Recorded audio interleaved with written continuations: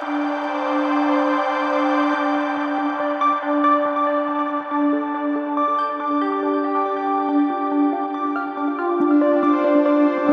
கிறிஸ்துவின் நாமத்தினால் உங்களை யாவருக்கும் எனது அன்பின் வாழ்த்துக்கள். மறுபடியும் இயேசுவின் நாமத்தினால் உங்களை யாவரையும் வாழ்த்துக்கள் வரவேற்கிறேன். நேற்று தினத்துல சங்கீதம் 1:2 கர்த்தருடைய வேதத்தில் பிரியமாயிருந்து எப்படி கர்த்தருடைய வேதத்தில் பிரியமாயிருப்பது என்று சொல்லி உங்களோடு கூட கர்த்தருடைய வார்த்தை பங்கு வைத்து இந்த பகல் வேளையில கர்த்தருடைய வேதத்தில் இருக்கிறவனுக்கு என்ன கர்த்தர் வாய்க்க பண்ணுகிறார் என்று சொல்லி வேதத்தின் அடிப்படையில் உங்களோடு கூட சில வசனங்களை பங்கு வைக்க விரும்புகிறேன். அதற்கு ஆதாரமாக வேதத்தை திருப்பிக் கொள்ளலாம். எஸ்ராவின் புஸ்தகம் 7ஆம் அதிகாரம் அவருடைய 6ஆம் வசனம். இந்த இஸ்ரவேலின் தேவனாகிய கர்த்தர் அருளிய மோசே நியாயப்பிரமாணத்தில் தேறின வேதபாரகனாய் இருந்தான். அவனுடைய தேவனாகிய கர்த்தருடைய கரம் அவன் மேல் இருந்ததினால் அவன் கேட்டவைகளெல்லாம் ராஜா அவனுக்கு கொடுத்தான். 7ஆவது அதிகாரம் 10ஆம் வசனம். கர்த்தருடைய வேதத்தை ஆராயவும் அதன்படி செய்யவும் இஸ்ரவேலிலே கட்டளைகளையும் நீதி நியாயங்களையும் உபதேசிக்கவும் எஸ்ரா தன் இருதயத்தை பக்குவப்படுத்தியிருந்தான். எதற்கு எஸ்ரா தன் இருதயத்தை பக்குவப்படுத்தி இருந்தார்னா, கர்த்தருடைய வேதத்தை ஆராயவும் அந்த ஆராய்ச்சியின் மூலம் இஸ்ரவேல் ஜனங்களுக்கு நீதியையும் நியாயத்தையும் கர்த்தருடைய கட்டளைகளையும் உபதேசிக்கவும் தன்னுடைய இருதயத்தை ஸ்திரப்படுத்தினார். அப்ப அவருடைய ஃபுல் டைம் என்னவா இருந்துச்சுன்னா, கர்த்தருடைய வேதத்தை ஆராய்ச்சி செய்கிறதா அவர் ஃபுல் டைம் வேதத்திலேயே பிஸி உள்ளவராக என்ன பண்ணாரு இருந்தார். நம்ம இன்னைக்கு எதுல ரொம்ப பிஸியா இருக்கிறோம்? காலையில வேதம் வாசிக்கிறது கூட டைம் இல்லாம அவசரமா வேலை கிளம்பி அந்த டைம்ல காலண்டில் இருக்கிற ஒரு வசனத்தை வாசித்து இந்த நாளுக்குள்ள இந்த டேட்டுக்குள்ள ஒரு வசனத்தை வாசித்துட்டு குறி கேட்கறவங்க மாதிரி அந்த வசனத்தை வாசித்துட்டு என்ன பண்றோம்? ஓடுறோம். ஒரு நாளைக்கு 24 மணி நேரத்தை ஆண்டவர் நமக்கு தருகிறார். அதுல எத்தனை மணி நேரம் கர்த்தருக்காக நாம் செலவிடுகிறோம்? நம்ம எவ்வளவு நேரம் செபிக்கிறவர்களா இருந்தாலும் வேதம் சொல்லுகிறது, வேதத்தை கேளாதபடி தன் செவியை விலக்கூடிய ஜெபம் அருவருப்பானது. அப்போ ஜெபிக்கிறது மாத்திரமல்ல, வேதத்தை கேட்கணுங்க. நித்திய ஜீவனை தருகிற வசனங்கள் எதுன்னா கர்த்தருடைய வசனம் தான். ஏசப்பா பிரசங்கம் பண்ணும்போது அது எல்லாருக்கும் எப்படி இருந்துச்சுன்னா, கடினமான உபதேசமா இருக்கிறது, யார் இதை கேட்கக்கூடும்? ஏசப்பா சீசர்களை பார்த்து சொன்னாரு, உங்களுக்கும் போக மனதா இருந்தால் நீங்க போகலாம். பேதுரு சொல்லுகிறார், ஆண்டவர் உம்மை விட்டு எங்கே போகும்? நித்திய ஜீவனை தருகிற வசனங்கள் யாரிடத்தில் உள்ளது? உம்மிடத்தில் உள்ளது. அப்போ நம்மளை நித்திய ஜீவனுக்கு நடத்துகிற வசனங்கள் எது தெரியுமா? கர்த்தருடைய வசனம். இந்த வசனத்தை நான் கேட்காதபடி, இந்த வசனத்தை நான் தியானிக்காதபடி, இந்த வசனத்தை நான் வாசிக்காதபடி நான் என்ன செய்தாலும் அது எப்படியா இருக்குதுன்னா அருவருப்பா இருக்குது, அவருடைய பார்வையில ஆகாததா இருக்கிறது. இன்னைக்கு சபையில என்ன உபதேசம் பெருகிருச்சுன்னா, கிருபையின் உபதேசம், செழிப்பின் உபதேசம், ஆசீர்வாதத்தின் உபதேசம், எல்லா உபதேசமும் இருக்குது. பரலோகத்திற்கு வழியை காண்பிக்கிறதான உபதேசம் சபைகளிலே இல்லை. பொண்ணை கேளு, வெள்ளியை கேளு, பொருளை கேளு, பணத்தை கேளு, வீடை கேளு, ஆஸ்தியை கேளு, ஆடம்பரத்தை கேளு என்று சொல்லி போதிக்கிறார்களே தவிர, பரலோகத்துக்கு செல்லுகிறதான வழி எனக்கு காண்பித்து தாங்க ஆண்டவரேன்னு சொல்லி கேட்க சொல்லுகிற மனுஷர்கள் இல்லை. தாவீது சொல்லுகிறார், நம்முடைய வேதத்தில் உள்ள அதிசயங்களை காணும்படி என் கண்களை திறந்தருளும். அன்னைக்கு பேதுரு கையில, யோவான் கையில பொண்ணோ வெள்ளியோ பொருளோ ஒண்ணுமே இல்லைங்க, ஒண்ணுமே இல்லை. எல்லாத்துக்கும் சபையை கொடுத்துட்டு, சபைக்கு எல்லாத்தையும் பொதுவாக வச்சுட்டு, கர்த்தருக்காக கர்த்தருடைய வேதத்தை மாத்திரம் சுமந்து செல்லுகிற பேதுருட்டு யோவான்ட்டி ஒரு பிச்சைக்காரன் பிச்சை எடுக்கிறதுக்காக கை நீட்டுறான். யோவான் பேதுரும் பார்த்து, என்னிடத்தில் பொண்ணோ வெள்ளியோ ஒண்ணுமே இல்லப்பா உங்ககிட்ட கொடுக்கறதுக்கு, என்னிடத்தில் உள்ளதை உனக்கு கொடுக்கிறேன், ஏசு கிறிஸ்துவின் நாமத்தினால எழுந்து நட. அல்லேலூயா. அந்த நாட்களில பொண்ணோ வெள்ளியோ கொண்டு அற்புதம் செய்யல, கர்த்தருடைய வேதத்தை சுமந்து அவருடைய நாமத்தை சுமந்ததுனால ஏசு கிறிஸ்து சீஷர்கள் மூலம் அற்புதங்களும் அடையாளங்களையும் செய்தார். அதன் மூலம் எல்லா நாளுமே நாளுக்கு நாள் சபையில ஆத்துமாக்களை கர்த்தர் கொண்டு வந்துகிட்டே இருந்தார். அல்லேலூயா. இன்னைக்கு என்ன செய்யறோம்னா, சபையில ஆத்துமாவை பாதுகாக்கணும், வருகிற ஒரு ஆளு கூட போயிடக்கூடாதுன்னு சொல்லி பொத்தி பொத்தி வச்சு சிமெண்ட் பூசுற மாதிரி வசனத்தை பூசி மொழிக்கு கர்த்தரோனை ஆசீர்வதிப்பார், கர்த்தரோனை பெருகுவார், வாழாக்காமல் தலையாக்குவார், கீழாக்காமல் மேல ஆசீர்வாதம் எல்லாத்துக்குமே உரியதாங்க. அவருடைய வார்த்தை ஆம் என்றும் ஆமேன் என்றும் இருக்கிற அடுத்தவர் என்ன பண்ணுவார்? நடத்தி செல்லுவார். நான் சிரிக்கிறதுக்கு முன்னாக என்னுடைய காரியம் எனக்கு என்ன வேணும்னு சொல்லி என் பரமபிதா அறிந்திருக்கிறார். அதனால நித்திய ஜீவனை தருகிற வசனங்களை நம்ம தேடும் போது இவைகளெல்லாம் கூட கொடுக்கப்படும். எதையுமே தேடி போக வேண்டாங்க, அது நம்மளை தேடி வரும். அல்லேலூயா. இந்த எஸ்ரா அவருடைய வாழ்க்கையில கர்த்தருடைய வேதத்தை ஆராய்ச்சி செய்யவும், அதன்படி செய்வதற்கு, அதை கற்றுக் கொடுக்கவும், உபதேசிக்கவும் அவருடைய வாழ்க்கையில அவர் எடுத்த முடிவு, அவர் ஆராய்ச்சி செய்தபடினால கர்த்தர் அவருடைய வாழ்க்கையில எல்லா காரியங்களும் வாய்க்க பண்ணினார். கர்த்தருடைய தயவுள்ள கரம். எருசலேம் ஆலயம் இடிப்பட்டது, எருசலேமின் அலங்கம் இடிப்பட்டது என்று கேட்ட உடனே அவருக்குள்ள ஒரு பெரிய பாரம் வந்துருச்சு. ஐயோ, என் ஜனங்கள் செய்த பாவத்தினால்தான் என்னுடைய தேவனுடைய அலங்கம் இடிப்பட்டது என்று சொல்லி அந்த ஆதங்கத்தோடு எப்படியாவது இந்த ஜனங்களுக்கு பாவத்தை குறித்தும், அவர்கள் செய்கிற தவறுகளை குறித்தும், தேவனுடைய நீதி நியாயங்களை குறித்தும், கர்த்தருடைய கட்டளைகளை குறித்தும், நியாயப்பிரமாணத்தை குறித்தும் கற்றுக் கொடுக்க வேண்டும் என்று சொல்லி பெரிய ஒரு ஆர்வத்தோடு, ஆதங்கத்தோடு, வாஞ்சியோடு, வைராக்கியத்தோடு கர்த்தருடைய வேதத்தை ஆராய்ச்சி செய்கிற அந்த மனுஷனுடைய காரியத்துல எல்லா காரியத்தையும் கர்த்தர் வாய்க்க பண்ணினார். ஒரு ஆதாரத்தை உங்களுக்கு காண்பித்து கொடுக்கிற 8வது அதிகாரம் 22 வழியிலே சத்துருவை விலக்கி எங்களுக்கு துணை செய்யும்படி நான் ராஜாவிடத்தில் சேவகரையும் குதிரை வீரரையும் கேட்க வெட்கப்பட்டிருந்தேன்.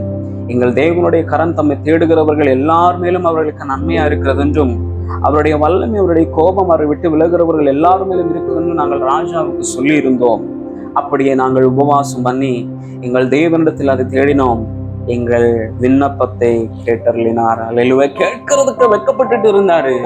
ஆனா தேவனுடைய கரம் தம்மை தேடுகிறவர்களுக்கு யாவருக்கும் நன்மையா இருக்கிறதை அறிந்து கொண்ட எஸ்ரா கர்த்தருடைய சமூகத்தில் முழங்கால் இட்டார்.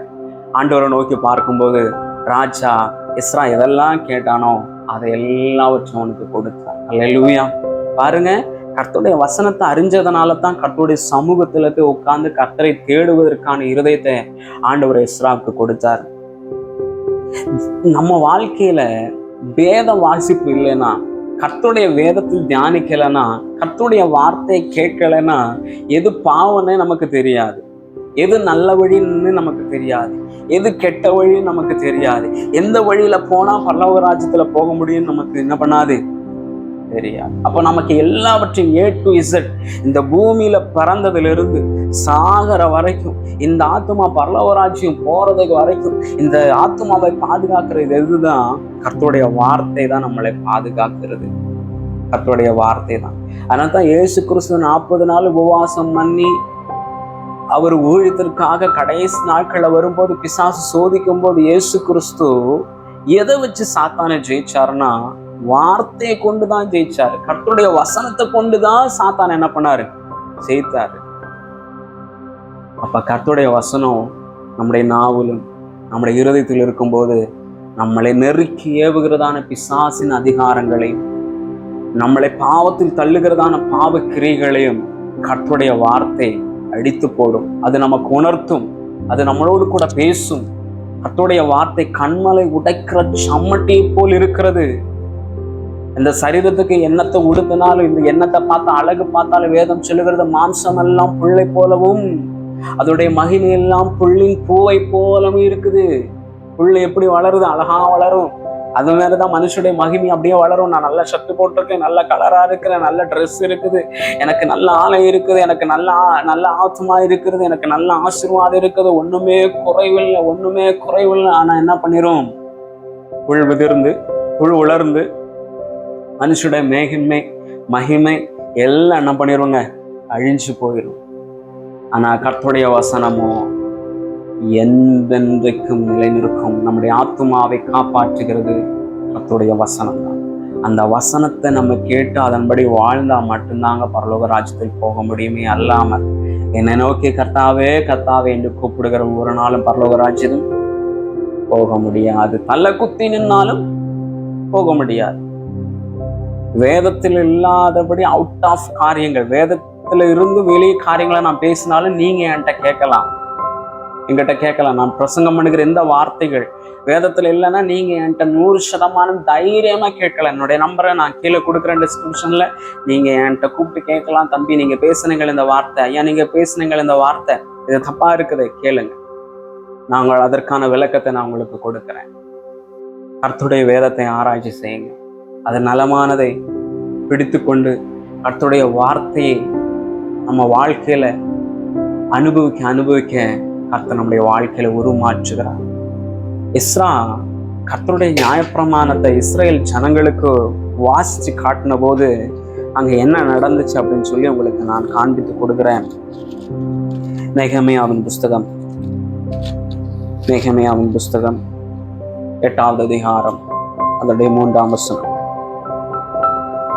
2ஆம் வசனம் வாசிக்கிறேன். அப்படி 7ஆம் மாதம் முதல் தேதியில் ஆசாரனாகிய எஸ்ரா நியாயப்பிரமாணத்தை புருஷருக்கும் ஸ்திரீகளும் கேட்டு அறியத்தக்க அனைவருமாகிய சபைக்கு முன்பாக கொண்டு வந்து தண்ணீர் வாசலுக்கு முன்பாக வீதிக்கு எதிரே இருந்து காலமே தொடங்கிய மத்தியானம் மட்டும் புருஷருக்கும் ஸ்திரீகளும் கேட்டு அறியத்தக்க மற்றவர்களுக்கு முன்பாக அதை வாசித்தான்.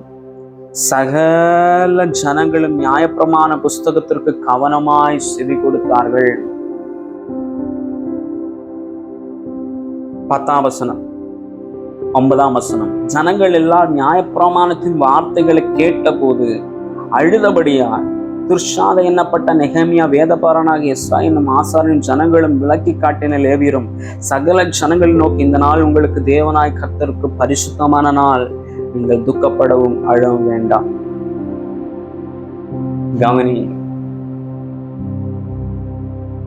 இந்த எஸ்ரா தேவனுடைய நியாயப்பிரமாணத்தை தொடர்ந்து வாசிச்ச உடனே அப்பதான் அந்த ஜனங்களுக்கு உணர்வு வருகிறது, நாம் செய்கிற காரியம் தவறு, நாம் முற்றிலுமாய் கர்த்தரை விட்டு விலகிவிட்டோம், அவருக்கு அருவருப்பான ஜனங்கள் ஆகிவிட்டோம் என்று சொல்லி, நியாயப்பிரமாணத்தை மீறிவிட்டோம் என்று சொல்லி அந்த ஜனங்கள் குத்தப்பட்டதனால நியாயப்பிரமாணத்தை வாசித்து கொண்டிருக்கும் போதே மிகவும் அழுதார்கள். 9வது அதிகாரம் நெகேமியா 9வது அதிகாரம் 1, 2, 3 வாசிக்கிறேன். அந்த மாதம் 24ஆம் தேதியில இஸ்ரவேல் புத்திரர் உபவாசம் பண்ணி இருட்டொடுத்து தங்கள் மேல் புழுதியை போட்டு கொண்டவர்களாய் கூடி வந்தார்கள். இஸ்ரவேல் சந்ததியார் மறுஜாதியாரை எல்லாம் வெட்டி பிரிந்து வந்து நின்று தங்கள் பாவங்களின் தங்கள் பிதாக்களின் அக்கிரமங்களின் அறிக்கையிட்டார்கள். அவர்கள் எழுந்திருந்து தங்கள் நிலையில் நின்றார்கள். அப்பொழுது ஒரு ஜாமம் மட்டும் அவர்களுடைய தேவனாகிய கர்த்தரின் நியாயப்பிரமாண புஸ்தகம் வாசிக்கப்பட்டது. எப்போ ஒரு ஜாமம் முழுவதும் நியாயப்பிரமாண புஸ்தகம் வாசிக்கப்பட்டது. பின்பு ஒரு ஜாமம் மட்டும் அவர்கள் பாவ அறிக்கை பண்ணி தங்கள் தேவனாக கர்த்தரை பணிந்து கொண்டார். அப்ப பாவத்தை உணர்த்துகிறது எதுன்னு சொன்னா கர்த்தருடைய வசனம். நியாயப்பிரமாணத்தை வாசிக்கும் போதுதான் இந்த இஸ்ரேல் ஜனங்களுக்கு அறிவே வந்துச்சு, உணர்வே வந்துச்சு, தாங்கள் செய்தது பாவம், கர்த்தருடைய பார்வைக்கு முன்பாக அருவருப்பானது செய்தோம் என்று குத்தப்பட்டவர்களா ஒரு ஜாமம் முழுவதும் இருந்து பாவ அறிக்கை செய்தார்கள். ஒரு ஜாமம் முழுவதும் இருந்து பாவ அறிக்கை செய்தார்கள். என்னை கேட்கிறதான் அன்பான தேவ பிள்ளை, உன்னோடு கூட தான் கர்த்தர் பேசி கொண்டிருக்கிறார். நீ அவருக்கு தேவை, உன்னுடைய வாழ்க்கை அவருக்கு தேவை. உன்னுடைய சொந்தம், உன்னுடைய பொருளோ, உன்னுடைய பணமோ, உன்னுடைய வெள்ளியோ, உன்னுடைய பொண்ணோ ஒன்றுமே ஆண்டவருக்கு வேணாம். அவருக்கு வேண்டுவதில் ஒன்னைதான். உன்னுடைய இருதயத்தை அவருக்கு கொடு. உன் ஆத்துமா அவருடையது. பாவம் செய்கிற ஆத்துமா சாவும். அந்த பாவத்திலிருந்து விடுவிக்கிறதுக்கு தான் வார்த்தையான தேவன் மனுஷரூபம் எடுத்து பூமிக்கு வந்தார். அந்த வார்த்தையை தான், அந்த சத்தியத்தை தான் உங்களோடு கூட நான் பேசி கொண்டிருக்கிறேன். இந்த சத்தியத்தை அறியும் போது இந்த சத்தியமே உங்களை விடுதலையாக்கும், பாவத்திலிருந்து விடுதலையாக்கும், மரணத்திலிருந்து விடுதலையாக்கும், வியாதியிலிருந்து விடுதலையாக்கும். அந்த வேலைக்காரன் கேட்டான், நீர் ஒரு வார்த்தை சொன்னால் என் வேலைக்காரன் பிழைப்பான் என்று சொன்ன அவனுடைய விசுவாசம் கர்த்தருடைய வார்த்தையினால் அவனுடைய வேலைக்காரன் பிழைத்தான். பிழைப்பூட்டுகிறது கர்த்தருடைய வசனம். நம்மளை நீதியின் பாதையில் நடத்துகிறது கர்த்தருடைய வசனம். நம்மை பரலோக ராஜ்யத்துக்கு நடத்துகிறது கர்த்தருடைய வசனம். நம்மளை நித்திய ஜீவனுக்கு ஆயத்தப்படுத்துகிறது கர்த்தருடைய வசனம். இதற்கு நிகரானது வேறொன்றுமே இல்லை. அல்லேலூயா. நித்திய ஜீவனை தருகிற வசனங்கள் என் தேவனுடைய வசனங்கள். இதை சுமக்கிறவங்களும், இதை தியானிக்கிறவங்களும், இதை வாசிக்கிறவங்களும், இதை ஆராய்ச்சி செய்கிறவங்களும், இதன்படி வாழ்கிறவர்களும் வெட்கப்பட்டதா சரித்திரமே இல்லை. அதற்கு எடுத்துக்காட்டுதான் நான் உங்களுக்கு காண்பித்து கொடுத்தேன். இஸ்ரா தேவனுடைய வசனத்தை, தேவனுடைய வேதத்தை ஆராயவும், நீதி நியாயங்களையும் கட்டளைகளையும் இஸ்ரேல் ஜனங்களுக்கு உபதேசிக்கவும் தன்னுடைய இருதயத்தை ஆயத்தப்படுத்தி நம்ம எதற்காக ஆயத்தமாயிருக்கிறோம்? அவருடைய வருகை சமீபமாயிருக்கிறது. பரிசுத்தம் ஒன்று அலங்காரமா நம்முடைய சபையில மாறணும். வேதத்தை நேசிக்கும், அதனுடைய வாழ்வும் கற்றுக்கொள்ள நம் இருதயத்தை இன்னும் ஸ்திரப்படுத்துவோம்.